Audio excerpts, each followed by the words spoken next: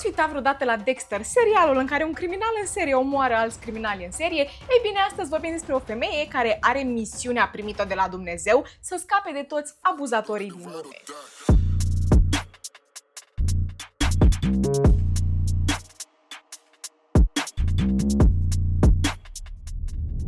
Salutare, fan True Crime, azi zi de traumă, eu sunt Ceci și aici vorbim despre cei mai oribili criminali pe care am putut să găsesc vreodată. Puteți să vă luați mâncarea liniștit, să vă luați o cană de ceiuți, pentru că astăzi avem un caz roller coaster. Bine, trebuie să vă anunț de pe acum că totuși vorbim despre un caz destul de grafic, deci puteți să puneți mâncarea aia deoparte dacă sunteți puțin sensibili. Deci poftă bună, subscriberilor!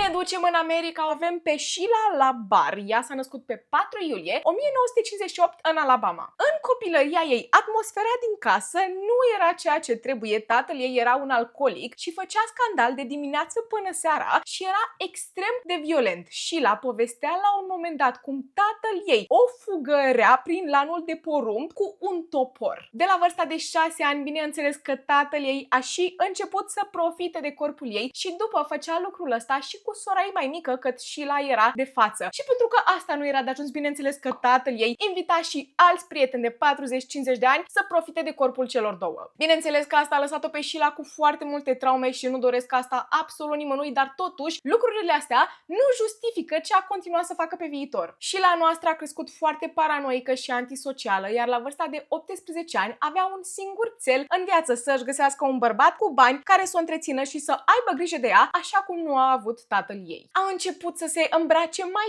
indecent, să spunem așa, să fie foarte încrezătoare și să încerce să atragă cât mai mulți bărbați. Problema este că, deși Sheila noastră era extraordinar de frumoasă, toată lumea zicea că este puțin nebună. Femeia mea era puțin cam energetică, să spunem așa, puțin cam temperamentală, încerca să manipuleze toți bărbații pe care îi întâlnea. Noiembrie 1981, Sheila are 23 de ani și se întâlnește cu primul ei bărbat pe nume John Baxter. Cine este John? John este un băiat de 19 ani care are bani și o mașină frumoasă. El era electrician de meserie, dar o să presupunem că banii pe care îi avea erau de la părinți, provenea dintr-o familie destul de bogată. Și faza este că John al nostru are 19 ani, ea are 23 și acest băiat slash bărbat este mai ușor de manipulat. Cei doi se căsătoresc imediat și avem o mică mare problemă pentru Sheila, pentru că John al nostru este divorțat. Omul meu a trecut deja printr-un divorț la vârsta de 19 ani, s-a căsătorit a doua oară, dar din căsnicia anterioară el avea o fetiță pe nume Wendy, iar Wendy venea să stea acasă la tatăl ei John din când în când. Însă Sheila este foarte geloasă pe această fetiță pentru că, Doamne ferește, ca orice altă persoană din această lume, să aibă puțin din atenția lui John. Așa că ce făcea Sheila? Era mama vitregă din iad. Atunci când John pleca la muncă, o lăsa pe Wendy în grija Sheilei, pentru că Sheila este soția lui în momentul de față, dar mama vitregă a acestei fetițe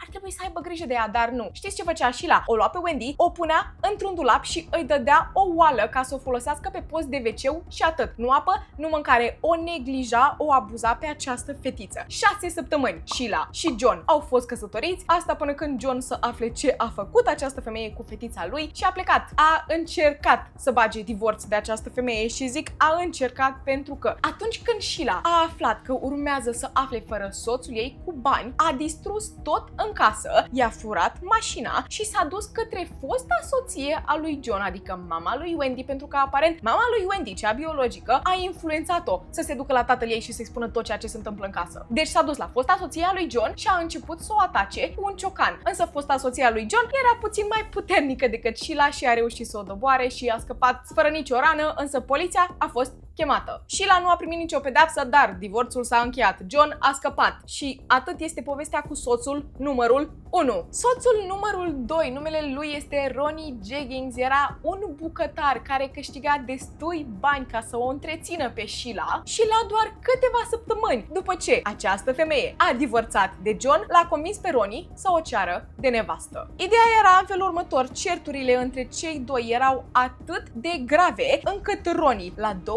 zile după ce s-au căsătorit, a spus că îi era frică să se culce în pat cu nevasta lui pentru că îl amenința că îl înjunghe cu o foarfecă. Erau căsătoriți de 2 zile, ok? Sheila, clar, este o femeie de lulu, este o femeie foarte toxică care abuzează de bărbații din viața ei, dar Ronnie, tu ce faci cu femeia asta într-o căsnicie? De ce te-ai căsătorit cu ea? Asta este întrebarea mea. Și de ce ai rămas în această căsnicie? Un an de zile au stat oamenii mei căsătoriți. Ce se întâmplă după un an de zile? Sheila ăla înșală cu un bărbat în vârstă cu bani, care acest bărbat în vârstă cu bani era și el căsătorit la rândul lui. Când Ronnie a aflat că minunata lui soție îl înșală, a vrut să bage divorțul. Însă avea Sheila să semneze actele de divorț și să-l lase în pace pe acest bărbat. Nu, normal că nu, a început să facă scandal și a intrat în restaurantul în care Ronnie al nostru lucra cu o pungă de pastile, efectiv un pumn de pastile în această pungă. Nu erau puse sigilate, nu, efectiv erau toate răsturnate în această pungă. A scos punga și a zis: Ronnie, dacă tu divorțezi de mine, eu o să bag toată punga asta pe gât și o să-mi iau viața. Iar Ronnie i-a zis: hai să te văd. Și femeia mea a deschis punga și a băgat pastilele pe gât. Erau extraordinar de multe pastile, nu știm ce pastile erau, dar erau pastile, ok? Destul de riscant, ok? A ieșit din acest restaurant, i-a furat mașina lui Ronnie și după a început să conducă cu viteză pe stradă. Femeia asta, după ce a luat un pumn de pastile, ce a făcut Sheila? A ajuns într-un șanț, a făcut accident cu mașina, a fost luată de ambulanță și în momentul în care a ajuns la spital a intrat într-o comă, timp de 8 zile. Surprinzător, a supraviețuit, deși doctorii nu-i dădeau nicio șansă de supraviețuire, ok? Când s-a trezit, se aștepta ca soțul ei iubit Ronnie să fie lângă patul ei. O, nevasta mea, îmi pare rău, nu este nicio problemă că m-ai înșelat, nu este nicio problemă că mi-ai distrus mașina. Dar nu, Ronnie nu s-a mai întors la această femeie, a dus divorțul până la capăt. Bravo, bărbatule, ai scăpat pentru că nu știi ceea ce urmează. Sheila, în schimb, a fost băgată într-un spital psihiatric timp de 30 de zile după ce a ieșit din această comă și după ce a supraviețuit. În astea 30 de zile a fost efectiv un calvar pentru ea, nu voia să se afle la acel spital absolut deloc și a și ajuns să declare și să acuze angajații spitalului că o agresau intim. Și efectiv astea erau niște acuzații false. Oamenii ei încercau să aibă grijă de ea și ea trebuia să fie acolo obligatoriu. Asta era pedeapsa ei. După ce a ieșit din spitalul psihiatric, după ce aproape că a murit, ba din cauza pastelelor, ba din cauza că a făcut accident cu mașina, Sheila are o chemare divină. Dumnezeu vorbește cu ea. Știți ce s-a întâmplat de fapt și de drept? În alea 8 zile cât am stat în comă, am murit, am ajuns în rai, am vorbit cu Dumnezeu și după m-a înviat la loc. Misiunea ei în viață, din momentul acela, era să scape de toți pedofilii din lume. Sheila, de acord cu tine, viața mea. De acord cu tine. Castrați și puși pe un proțap. Dar până să ajungem la misiunea ei din ceruri, hai să vorbim despre al treilea bărbat din viața ei. Da, mai urmează. Suntem în anul 1987, Sheila are 29 de ani și își caută următorul bărbat pe care vrea să-l manipuleze. Dă de un doctor, efectiv, Wilfred Labar, un chiropractician de 60 de ani. Sheila avea 29, nici măcar jumătate din vârsta lui. Wilfred al nostru deținea o fermă de 46 de hectare și soția lui murise cu câțiva ani în urmă, se simțea singur, avea nevoie de o femeie în acea casă, să aibă grijă de animăluțe, de iepurași, să îi ofere casă, să îi ofere dulce dragoste. El a pus un anunț în ziare și anunțul suna în felul următor: doctor văduv de 60 de ani, îmi caut o parteneră. Și singura lui cerință era ca viitoarea lui parteneră să nu fie prea înaltă. Aia era singura lui cerință. Putea să lipsească o mână, un picior, nu îl interesa, putea să fie blondă, brunetă, să nu fie înaltă. Niște standarde înalte, omule, nu știu cum să zic. Iar Sheila s-a uitat la acest anunț și a zis: un doctor în vârstă de 60 de ani care mai are o beșină și moare? Al meu e, al meu. Jackpot. Crazy Sheila era porecla ei în punctul ăsta, ok? Crazy Sheila. Sheila îi trimite o scrisoare lui Wilfred. Avem în felul următor: Sheila, 28 de ani, a și mințit cu vârsta ei, ok? Ea avea 29. 28 de ani, 1,65 m, dar nu este destul de înaltă, deși pentru mine 1,65 m e înaltă, ok? Eu am 1,50 m. Sunt atrasă de caracterul și mintea bărbaților. Nu de cum arată și nici de portofelul lor. De caracter și de mintea lor, da. Și sunt amuzantă. Trebuia să adauge că e amuzantă. Și pe lângă această scrisoare, o poză cu Sheila dezbrăcată. 2 zile după ce au vorbit la telefon, Sheila se duce la ferma lui Wilfred, ok? La 2 zile după și povestea acum, după câteva ore după ce a intrat în acea fermă, femeia mea era pe câmpii și alerga dezbrăcată cu Wilfred. Efectiv, femeia asta se dezbrăca din 2 în 2 secunde. Vreți să știți ce se întâmplă după? Sheila n-a mai plecat de acolo. N-a mai plecat de la acea fermă. A zis: nu, aici este locul meu, eu îl iubesc pe Wilfred. Are un suflet minunat și un portofel minunat și o casă foarte mare, care nu e o casă, e o casă pe o fermă. E uriaș, ok? Uriaș. Anii trec și Crazy Sheila a început să pună stăpânire pe tot ceea ce deținea acest bătrânel și a schimbat până și numele în Sheila Labar. Efectiv, i-a luat luat numele de familia lui Wilfred, deși Wilfred n-a cerut-o încă de nevastă. Sincer, femeia asta nici nu aștepta să o ceară de nevastă, efectiv voia doar să îi ia numele și să se plimbe în lume să spună că eu sunt soția acestui doctor. Anii au trecut, da? Oameni buni. Femeia asta a ajuns să se ducă la locul lui de muncă, avea o clinică unde făcea el chiropracticianie sau cum să o numi chestia aia, înțeles voi? Și a pus stăpânire pe acea clinică, ea era la recepție, ea era manager, ea era absolut tot. Clienții au început să plece de la acea clinică pentru că femeia asta era atât de lulu. După 8 ani de zile, Sheila a reușit în sfârșit să îl convingă pe Wilfred să schimbe niște lucruri din testamentul lui și să îi scoată pe copiii lui de acolo și să o pună pe ea, efectiv să obțină tot ceea ce deține el, toată averea, tot terenul până și casa. După ce a reușit în sfârșit să îl facă să schimbe acest testament, s-a plictisit, ok, a zis că vrea pe altcineva. Vrea pe altcineva pentru că săracul Wilfred la 68 de ani nu prea mai avea cum să-i ofere dulce dragoste în pat, așa că Sheila, da, pe bună dreptate, pentru că ea avea tot dreptul, aducea bărbați acasă. Wilfred era acasă și era conștient că draga lui presupusă soție aduce bărbați acasă, dar el săracul nu avea nicio problemă pentru că ce se mai plâng omul meu la 70 de ani, nu mai poate, este stresat, această femeie a mâncat zilele. La vârsta de 37 de ani, Sheila, după ce aducea foarte mulți bărbați acasă, și-a făcut un iubit cu Wilfred, presupusul soț acasă. Noul ei iubit este Wayne, are 29 de ani, se căsătorește cu Wayne și îl aduce pe Wayne să locuiască la fermă, cu tot cu Wilfred în casă. Problema este că de aici știm noi cu exactitate că Sheila a început să fie foarte abuzivă cu toți partenerii ei, dar noi am presupus că această femeie era abuzivă de la vârsta de 23 de ani de la John, ok? De la John încoace, dar abia de la Wayne s-a declarat public că această femeie îl bătea până la carne și oase. Îl forța să muncească la fermă de dimineață până seară. Ajungea să-i pună o armă la cap și să îl amenințe că dacă nu ascultă de ea și efectiv nu se duce în patul ei de fiecare dată când are ea chef de dulce dragoste, bine, dragoste nebună, că vă zic acum și ce se petrecea în patul ei, atunci îl va trimite înapoi la mami și tati într-o cutie, adică într-un sicriu, mai pe românește. Și îl forța pe Wayne de foarte multe ori în timpul iernii să doarmă afară dezbrăcat în frig. Omul ăsta aproape că a murit de hipotermie, nu odată, nu de 2 ori, de 3 ori. Sheila este împreună cu Wayne de vreo câteva luni de zile, ok?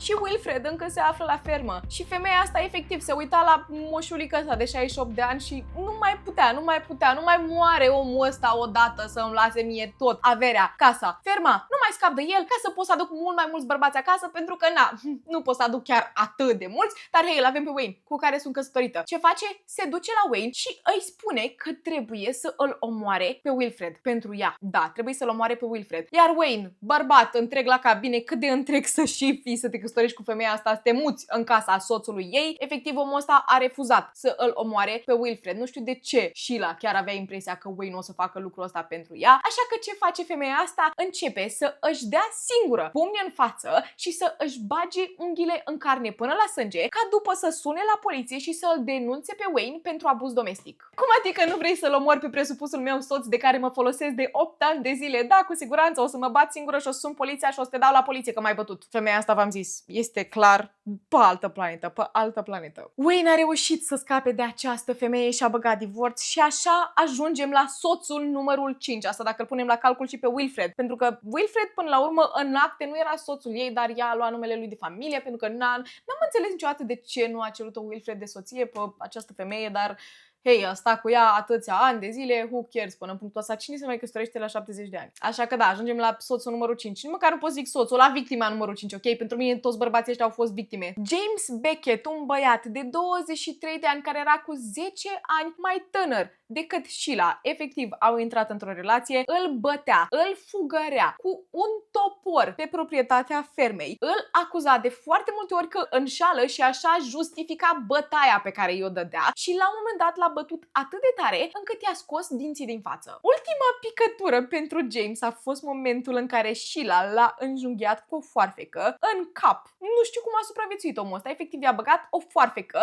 în partea dreaptă a feței. James a supraviețuit, poliția a fost chemată, iar Sheila a încercat să se dezbrace în pielea goală în momentul în care autoritățile au ajuns în fața ei. Aparent voia să se dezbrace să le arate că de fapt James a fost cel care a bătut-o și ea s-a auto-apărat. Iar polițiștii au zis, știi ceva, Sheila, te credem, doar că trebuie să așteptăm partenera noastră, care este o femeie, să te vadă dezbrăcată și să vadă ce leziuni ai pe corp. Iar Sheila, când a auzit că acești polițiști nu vor să o vadă dezbrăcată, a zis, da, știți ceva, nu m-a bătut, de fapt n-am nicio leziune, haideți la poliție. Știți ce pedeapsă a primit Sheila? 3 zile într-un spital psihiatric. Nu înțeleg cum această femeie a scăpat basma curată de atâtea ori, dar mă gândesc că poate are ceva de a face cu faptul că este o femeie caucaziană în America. După ce a ieșit din acest spital psihiatric, James s-a întors la Sheila. S-au împăcat și au rămas împreună pentru următorii 5 ani de zile. Aparent Sheila s-a calmat în toată această perioadă și nu-l mai bătea pe James atât de tare și oamenii mei au rămas împreună în casa lui Wilfred. Wilfred care era încă într-o relație cu Sheila. În anul 2000, la vârsta de 73 de ani, Wilfred, acest doctor stresat de această femeie, are un atac de cord și moare. Familia lui era sigură că Sheila l-a otrăvit, dar oficial Wilfred al nostru a murit din cauze naturale. Problema este că, ok, să zicem că Sheila l-ar fi otrăvit, dar nu înțelegem exact de ce s-a întâmplat ceea ce s-a întâmplat după. Dar după ce soțul ei, supposedly, de 73 de ani a murit, Sheila era distrusă. Aparent ar fi intrat într-o depresie, încă locuia cu James la acea fermă, dar nu prea mai vorbeau între ei, ok? Nu prea se mai înțelegeau ca soț și soție și femeia mea a început să consume foarte multe substanțe ilegale și foarte mult alcool. Cumva stăteam și mă uitam la mai multe videoclipuri și la foarte multe comentarii de pe Reddit și toată lumea zicea că ea ar fi intrat în această depresie pentru că James nu prea o mai băga în seamă și nu mai putea să-l manipuleze și în același timp nu-l mai avea pe Wilfred care putea fi manipulat și femeia asta a intrat într-o depresie pentru că nu mai avea ce să facă cu viața ei. Nu mai avea pe cine să manipuleze, așa că trebuia să caute în continuare victime. Un lucru din hobby-urile ei era să vorbească cu bărbați online pe diferite chatroom-uri, ok? Chatroom-uri dedicate pentru femei care vor să domine bărbați în pat, femei care vor să umilească bărbați în pat, femei care vor să fie foarte violente pentru că așa se excită ele. Iar acea fermă, la foarte scurt timp după ce Wilfred a murit, a devenit o fermă pentru sex, unde în continuu veneau bărbați ca la hotel să întrețină relații cu această femeie și să fie dominați de Sheila. Era atât de disperată să aducă bărbați la ea la fermă, încât atunci când venea poștașul sau bărbați care livrau pachete, răspundea la ușă dezbrăcată și încerca să îi ademenească în casă. Bineînțeles că foarte mulți bărbați au refuzat, pentru că săracii oameni, pe lângă faptul că erau la muncă, își făceau treaba. Oamenii mei poate erau cu soția acasă, cu copii acasă și femeia asta răspundea la ușă dezbrăcată. Asta este agresiune intimă. Îmi pare rău. It is what it is. Femeia asta făcea lucrul ăsta atât de des încât, în primul rând, poștașii refuzau să mai meargă la ea acasă și, în al doilea rând, a ajuns să aibă porecla Sheila the Pillar. S-ar traduce un fel de Sheila curățătoarea de legume, știți, acel curățător de legume, pentru că își dă jos hainele ca și cum ai curăța o legumă de coajă. Are mai mult sens în engleză dacă ați înțeles-o bine, dacă nu aia e. Sheila the Pillar. Acum ne întoarcem la partea culminantă la care voiați voi să ne întoarcem, ok? Misiunea ei, primită de la Dumnezeu. Știți, când a intrat în comă 8 zile, da, a murit și a înviat, ea avea un radar instalat în cap care o ajuta să detecteze toți prădătorii sexuali din această lume, mai exact prădătorii care se duc către oamenii mai mici, de 14-15 ani, da, copilași. Așa ajungem în anul 2003. James nu mai este la fermă, nu știm exact dacă a divorțat sau nu, dar hei, încearcă tu să divorțezi de femeia asta în viața asta și Crazy Sheila încearcă să-și ducă misiunea până la capăt. A zis că în toți anii ăștia, 15 ani de zile de când locuiește la fermă, ea s-a abținut să asculte de Dumnezeu, ok? Ea s-a abținut să ducă această misiune până la capăt și să scape de-a binelea de acești prădători. Dar a venit timpul, așa că ajungem în 2003. Prima ei victimă care avea să rămână fără suflare, era un bărbat pe nume Michael. Michael avea 27 de ani. Sheila avea 40. Michael a trecut prin foarte multe greutăți în viață. Soția lui l-a părăsit. A luat copilul cu ea. El a ajuns să devină dependent de substanțe ilegale. După care a ajuns pe străzi și asta era perioada în care el s-a mutat înapoi în oraș cu mama lui ca să încerce să se pună pe picioare. Asta este perioada în care a avut marele noroc să se întâlnească cu Sheila, a noastră. Bineînțeles că automat ea era foarte fermecătoare și s-a pus într-o relație cu acest bărbat. A zis Michael, dragostea vieții mele, hai la mine la fermă. Am o fermă atât de mare, dacă vrei, te și plătesc să ai grijă de această fermă dacă chiar îți cauți un job. Dar tot ceea ce trebuie să-mi oferi în schimb este dulce dragoste. Bine, poate niște dragoste mai nebună, nu știu dacă ești de acord cu chestiile astea, dar hei, hai la fermă. Iar Michael a crezut că i-a pus Dumnezeu mâna în cap și s-a mutat cu Sheila după 2 zile. Bineînțeles că acest bărbat venea bătut în toate modurile posibile. Femeia mea se folosea de foarte multe fiare și îl lovea până la sânge. Și un alt lucru pe care iubea ea să-l facă era să îl țină închis într-o cameră. În primul rând pe post de sclav, ok? Efectiv, femeia asta venea, îi aducea mâncare din când în când, ok? Din când în când îi aducea mâncare. De foarte multe ori, bineînțeles că venea neglijat și un alt lucru pentru care îl ținea în acea cameră era să aibă dragoste nebună de fiecare dată când voia ea. Efectiv, intra în cameră, îl lega pe acest bărbat, se trântea peste el, îl umilea, îl jignea, îl bătea în timp ce îl agresa intim. O altă metodă pe care eu o să o numesc metodă de tortură, ok? Asta este un fel de tortură psihică care de foarte multe ori este mai gravă decât cea fizică. Femeia mea intra în cameră, îl lega pe Michael de mâini și de picioare și scotea un telefon ca să îl înregistreze, ok? Îl înregistra pe acest bărbat cât îl interoga ore în șir, avea această bătă de metal și începea să-i spună lui Michael: trebuie să recunoști că ești un prădător, trebuie să recunoști că ai profitat de membrii familiei tale, trebuie să recunoști că mama ta a profitat de tine, trebuie să recunoști că ai profitat de iepurii de la fermă. Și omul ăsta, bineînțeles că nu a profitat de absolut nimic în viața lui, era complet nevinovat. Însă Sheila ajungea să îl bată, să îl trântească, să îl lase inconștient pe jos, până când îl făcea să recunoască ceva ce nu a făcut. Michael îi spunea: nu am atins în viața asta nici măcar o muscă, iar Sheila îl bătea până primea răspunsul pe care voia să-l audă. He is a very dangerous person, a passive-aggressive, cold killer.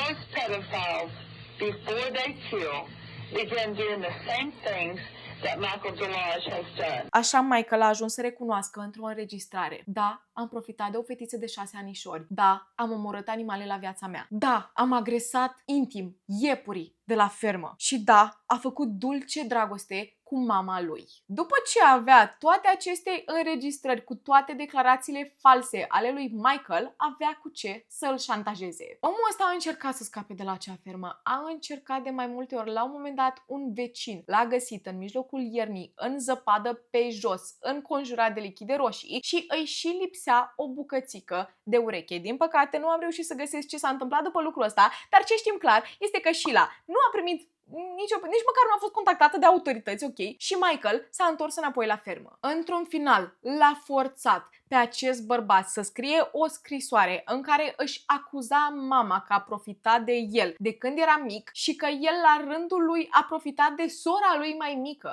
și că va pleca. Nu mai vrea să aibă niciun contact cu familia lui. Iar în 2005, Michael a dispărut. Nimeni nu a mai auzit de el, dar nimeni nici nu prea l-a mai căutat, tocmai pentru că el a scris acele scrisori. Anii trec. Acea fermă este o fermă unde nu mai sunt animale. Bine, avem animale pe 2 picioare. Ok, animale pe 2 picioare și mă refer la oameni, dar este plin de bărbați acolo care de foarte multe ori, ok, sunt bărbați care vor să vină acolo să întrețină relații cu această femeie, care vor să fie dominați de Sheila, dar avem foarte mulți bărbați care vin acolo pentru că poate locuiesc pe străzi și nu au un acoperiș deasupra capului, poate sunt dependenți de substanțe ilegale și Crazy Sheila le promite că are ceea ce caută la fermă, iar bărbații încep să dispară. Unul câte unul, majoritatea bărbați care nu au familii, majoritatea bărbați care nu au persoane care ar putea să le caute în caz că dispar. Oamenii încep să-și pună întrebări pentru că vorbim până la urmă despre o zonă rurală, un sat, să spunem așa, și oamenii vorbesc, trebuie să bărfească și,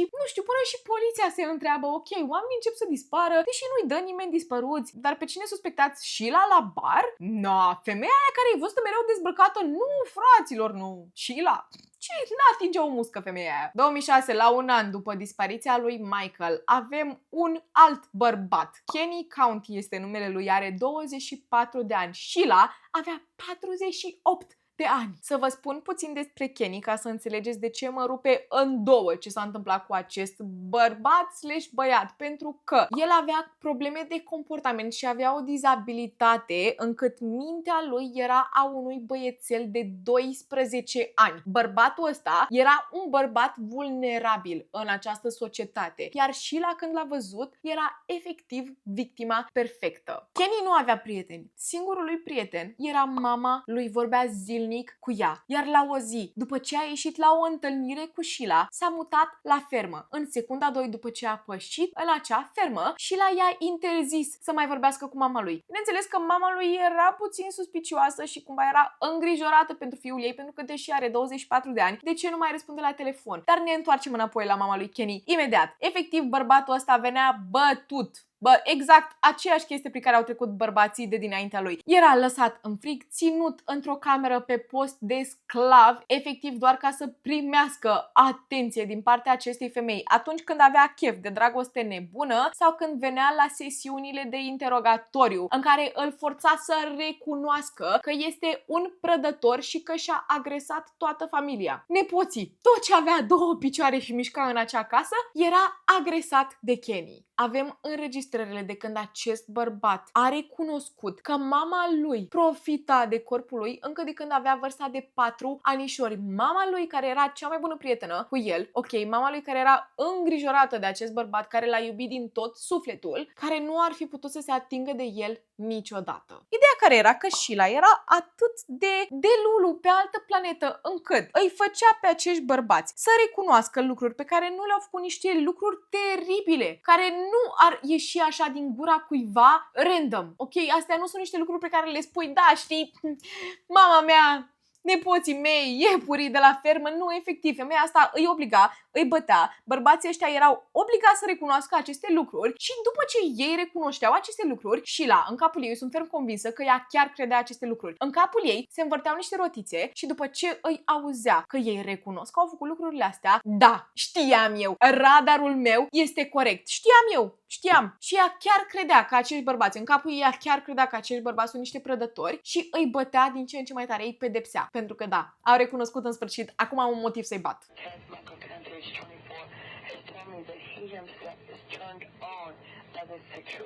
Faza este că mama lui Kenny ea a contactat autoritățile zilnic pentru că băiatul ei nu mai răspundea la telefon, știa că se află la acea fermă și în momentul în care s-a dus la ușa Sheilei, Sheila a ieșit afară și a zis, da, Kenny nu vrea să te vadă. Kenny a ieșit la ușă și săracul bărbat era vânăt, săracul bărbat era schilod, avea kilograme în minus. Asta era la o săptămână după ce locuia cu Sheila, avea deja kilograme în minus la cât de puțină mâncare primea, însă săraca mamă nu avea ce să facă pentru că acest bărbat era un adult în toată firea. Și în momentul în care autoritățile ajungeau acasă, la fermă, Kenny ieșea la ușă și zicea, da, nu, lăsați-mă în pace, sunt bărbat, 24 de ani, îmi place aici, mă distrez cu Sheila. Bineînțeles că era manipulat atât de tare. La o lună după ce Kenny locuia în casă cu această femeie, a ieșit la o plimbare până la Walmart, și efectiv omul ăsta a fost pus într-un căruț. Știți acele cărucioare de la supermarketuri cu cărucioare în față pentru oamenii care nu se pot deplasa atât de ușor? Efectiv, bărbatul ăsta, 24 de ani, era pus acolo pentru că nu putea să-i țină pe picioare, atât de slăbit și atât de bătut era. Și avem o poză cu el. Nu, poza asta îmi rupe sufletul în două. De ce l-a dus la Walmart? Puteți vedea în acel cărucior că avem două recipiente pentru combustibil. Oamenii erau îngrijorați când l-au văzut pe acest bărbat, au chemat poliția, autoritățile au venit la Walmart, iar Kenny a zis, da, nu, sunt bine, lăsați-mă în pace. Și autoritățile s-au uitat la Sheila, cum îl cară pe Kenny până la mașină, îl ridică de la sub braț să îl pună în mașină pentru că acest bărbat nu se poate ridica în două picioare și s-au uitat la ei cum pleacă și nu aveau ce să facă, efectiv nu aveau ce să facă pentru că Kenny este un adult și își lua singur deciziile. Deși I beg to differ, înțeleg, poate că era anul 2006 și de asta autoritățile poate nu băgau atât de mult în seamă ceea ce se întâmpla acolo, dar eu sunt sub impresia că autoritățile cred că aveau tot dreptul să îl ia pe acel bărbat de acolo, tot dreptul. După ce au plecat la Walmart, s-au dus la benzinărie și au umplut aceste recipiente cu benzină. În continuare, mama acestui băiat suna la autorități și suna și în sfârșit pe 23 martie, la o lună și o săptămână după ce Kenny s-a mutat la acea fermă, autoritățile ajung la ușa Sheilei. Femeia noastră deschide ușa și le spune autorităților: Kenny a plecat de aici, nu mai locuiește cu mine, da, nu mai locuiește cu mine, ca după să cadă în genunchi, să izbucnească în plâns și să spună: Kenny mi-a recunoscut că este un pedofil. Nu știu unde este, dar acest prădător trebuie prins și pus după gratii. Femeia mea se întoarce înapoi în casă, aduce înregistrările de la interogatoriu. Vedeți? Uitați aici, Kenny care spune că și-a agresat nepoata de 6 anișori, da. V-am zis, femeia asta era atât de delulu și credea că scapă cu orice, că efectiv a scăpat cu foarte multe chestii de 20 de ani încoace, încât ea credea că tot ceea ce se întâmplă pe acele înregistrări este adevărat. Însă autoritățile îl auzeau pe Kenny cum suferă. La un moment dat, în una din înregistrări, l-au auzit pe Kenny cum vomita de la atâta durere și atâtea bătăi. Sunt foarte suspicioși și încep să verifice ferma. În spatele casei îi găsesc o saltea arsă cu un cuțit care se afla în cenușă și după ce dau la o parte din tot ce era ars pe acolo, dau de un os destul de mare care părea un os de om și pe acel os mai avem carne lipită arsă de el, efectiv. Autoritățile se întorc la Sheila. Sheila, știi cumva ce e cu osul ăsta? Da, ori e osul unui iepure, ori a unui pedofil. Ok. Da. Sheila este arestată. Ok, femeie, unde este Kenny? Păi, după ce mi-a recunoscut că este un prădător, l-am alungat de acasă. Și poate s-a întors înapoi la fermă și s-a împiedicat în focul pe care l-am făcut în spatele casei. Da, Sheila, nu i-ai dat foc cu ajutorul benzinei pe care ai cumpărat-o împreună cu el. Faptul că femeia asta l-a dus într-o aventură până la Walmart să cumpere acele recipiente pentru benzină, ca după să îi dea foc cu ele, este ceva neimaginabil, îmi pare rău, dar femeia asta este un monstru pure evil, nici măcar nu știu cum să îi spun. N-am vorbit de foarte mult timp despre o femeie care să mă calce atât de mult pe nervi. Ideea este că Sheila nu a recunoscut absolut nimic, ok? Ea nu a spus că este vinovată, a spus că este complet nevinovată. Da, nu știe, trebuie să-l găsiți pe Kenny. Nu știu dacă osul ăla îi aparține lui Kenny, poate ea unui iepure, cine știe, dar da, eu n-am făcut absolut nimic, așa că autoritățile au fost forțate să o lase în libertate, pentru că nu aveau de ce să o aresteze. Așa că ce face Sheila? Fuge. Nu se mai întoarce înapoi la fermă, bineînțeles, trec câteva zile, oamenii o caută pe Sheila pentru că, ce să vedeți, acel os era a unui om, dar nu o găsesc. Știți unde este Sheila? Se duce pe străzi, caută bărbați pe care să-i ademenească, să îi ducă la un motel, să facă dragoste nebună cu ei și să îi facă și să plătească camera, pentru că, bineînțeles, nu avea cum să plătească ea, nu? Au trecut vreo 5 sau 6 zile de când această femeie este pe fugă și la un moment dat, în timp ce era la un motel, unul din bărbații cu care se culcase deschisese televizorul și a văzut un mare anunț cu Sheila care este căutată pentru ucidere. Sheila este arestată pentru a doua oară și bineînțeles că nu o mai lasă în libertate acum și pentru următoarele 3 săptămâni oamenii se întorc la fermă să o întoarcă cu fundul în sus. Osul și rămășițele din foc au fost confirmate, erau ale lui Kenny. În fosa septică s-au găsit oasele lui Michael. Îl țineți minte pe Michael? Da, Michael care a dispărut cu vreo 2 ani în urmă, ok. Împreună cu certificatul lui de naștere. Ideea care este că știm de Kenny, știm de Michael, doar că s-au mai găsit 3 degete de la picioarele unor bărbați care nu erau nici Kenny, nici Michael. Alte 3 degete de la picioare, în fermă. Nu s-a găsit nici până în ziua de azi cui îi aparțineau acele degete. Dar este clar că putem confirma că Sheila este o criminală în serie. Confirmate avem doar 2 victime și cel mai probabil a ucis cel puțin 5 bărbați. Iulie 2008, Sheila a fost găsită vinovată pentru ambele ucideri. A încercat să spună că, știți, nu este întreagă la cap și, sincer, sunt de acord cu ea, dar până la urmă ea a fost găsită stabilă psihic ca să treacă prin acest proces și să fie găsită vinovată și a primit închisoare pe viață. Ei. Încă se află acolo la vârsta de 66 de ani. Mă uitam la ceva documentare și am văzut un comentariu de la o femeie, de la unul din comentarii, ok? Ea a spus că a fost în închisoare cu Sheila și nu știa niciodată ce crimă a comis ca să ajungă în acea închisoare, dar a zis că Sheila era genul ăla de bătrânică, foarte drăguță, vorbea cu toată lumea și cumva te uitai la ea și spuneai că, băi, ce a făcut femeia asta, frate, ce a făcut să ajungă să primească închisoare pe viață, nu știu, poate și-a ucis bărbatul din autoapărare. Și după ce această femeie a ieșit din închisoare, a căutat ce crime a comis Sheila și a zis că îi se pare imposibil cum acești criminali în serie se pot blendui în această societate și să nu știm niciodată că ei de fapt au comis așa ceva. Și da, complet de acord. Cine știe pe lângă câți criminali în serie am trecut noi în viața asta? Cine știe pe lângă câți agresori, pe lângă câți prădători am trecut noi în viața asta? Și noi habar nu avem. Poate a stat la masă cu ei, poate ați dormit în același pat cu ei și voi nu știți. Eu am fost Ceci. Acesta a fost cazul Shilei la bar. Iar până trauma... La bar era? Nu, ok. Eu am fost Ceci. Acesta a fost cazul Shilei la bar. Iar până trauma viitoare, stay safe. Ălău!